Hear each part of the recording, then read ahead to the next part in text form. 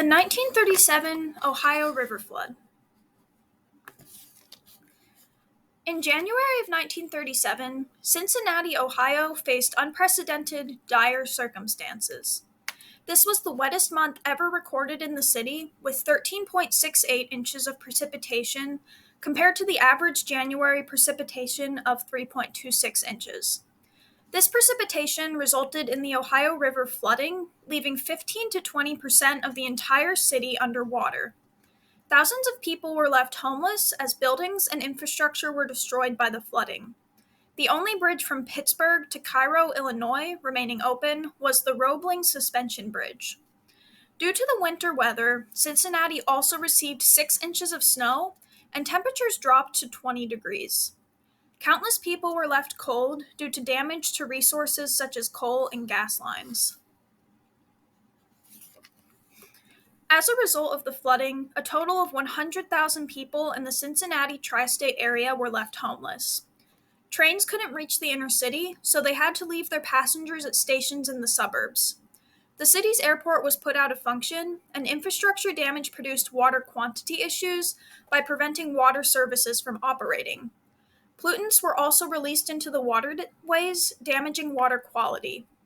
Due to these issues, the cities of Dayton and Cleveland had to deliver potable water to Cincinnati by truck. Floodwaters also caused thousands of gallons of gasoline to spill from storage tanks, which produced fires when it was ignited. The extreme, sudden loss of resources also produced social unrest. Due to looting, the National Guard had to close off most of downtown Cincinnati, and the mayor closed all schools, theaters, and stores. In response to previous floods from 1884 and 1913, the authors of the 1925 Cincinnati City Plan recommended several flood control strategies. However, little action occurred based on these recommendations over the following decade. After the 1937 flood, public officials, corporate leaders, and citizens rallied to prevent the recurrence of a similar disaster in the future. They brought back the recommendations from the 1925 plan, formed the broad outlines of a flood mitigation plan within 2 years, and collaborated with the Army Corps of Engineers.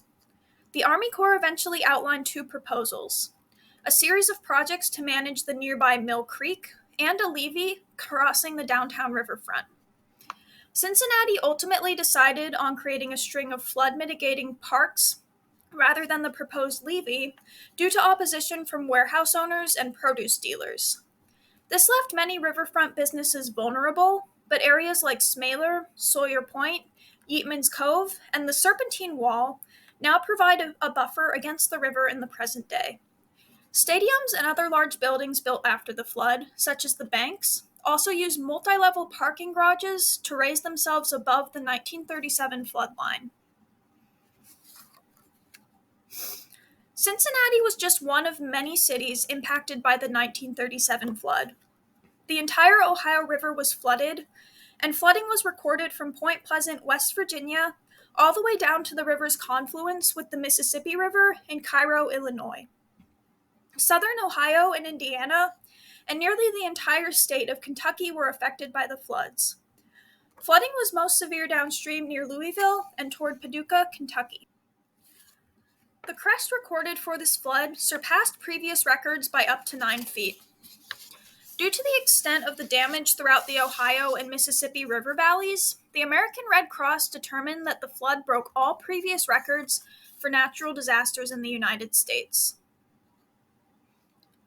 Some other cities impacted by the flooding include Jeffersonville, Pierce Township, Coney Island, and New Richmond.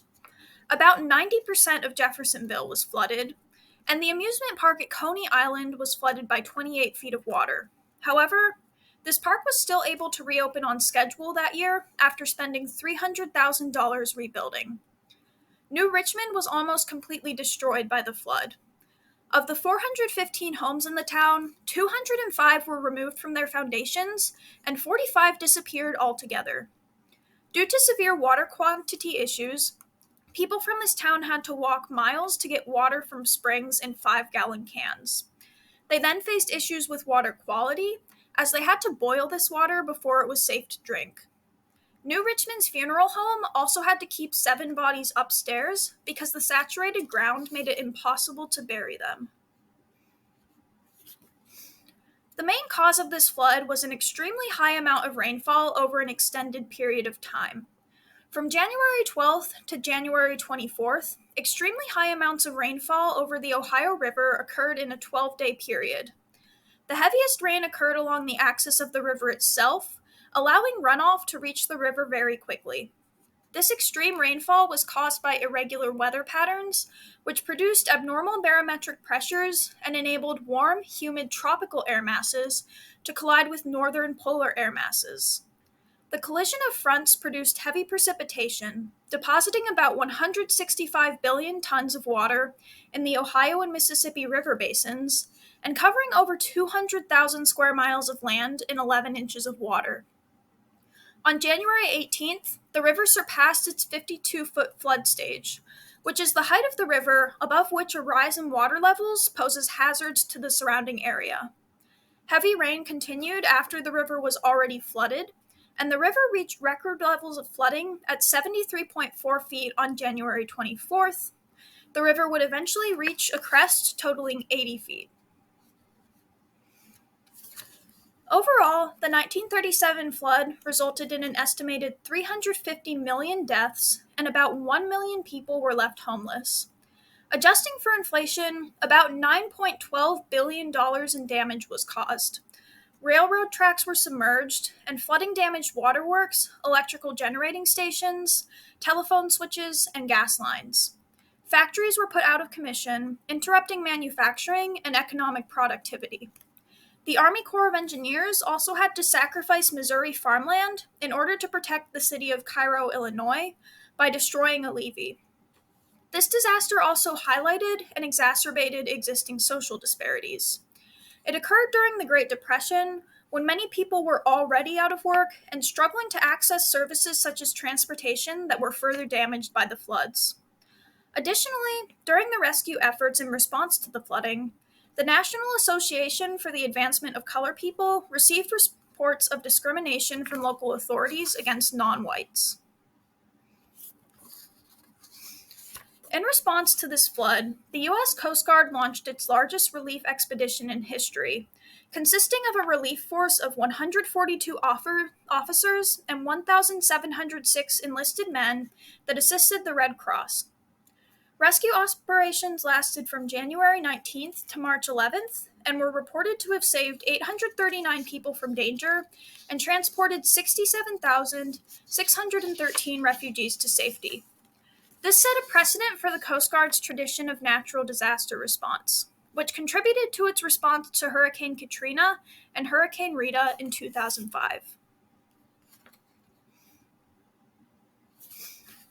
During the time this flood occurred, there was a U.S. Weather Bureau, but river flood forecasting had not yet been established. Weather forecasting for the central Ohio Valley was largely conducted by attempting to extrapolate reports of weather observations from around the country. The Weather Bureau began the monitoring and early forecasting of rivers in the late 1940s, and early radar capabilities became available in the 1950s. The Cincinnati and Ohio River Forecast Center and the Kansas City River Forecast Center were the first two offices in the United States that provided forecasts for specific rivers. Today, consistent efforts for stream flow monitoring are largely conducted by the United States Geological Survey, which partners with state, federal, and local agencies to operate and maintain gauge stations across the Ohio Valley. Although rainfall estimates are now more reliable in forecasting floods, real-time rain gauge observations are still more accurate. The United States Army Corps is responsible for water management, navigation, and some flood mitigation in the Ohio River Basin, and constructed hundreds of miles of levees, flood walls, and pump stations to aid in this. The infrastructure constructed to control flooding in the Ohio River Basin are now 60 years old on average, which is causing concerns in several towns due to issues like rust, outdated designs, and sinkholes. There is currently little funding to upgrade these outdated safeguards, which currently protect $120.7 billion in property and 720,000 people. It is difficult for towns to secure grants due to competition with other municipalities, and local governments are forced to make challenging decisions in order to protect the well-being of residents. For example, the city of Irontown had to add a $5 monthly flood protection fee to utility bills, despite having a poverty rate of 20%.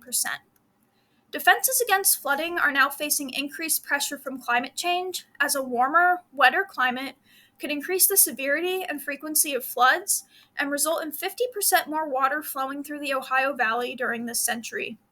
Due to these predictions, the urgency to address problems with aging infrastructure is increasing. Therefore, the issues highlighted by the 1937 Ohio River Valley flood are relevant in the present day, and it is imperative that we develop social solutions to address them.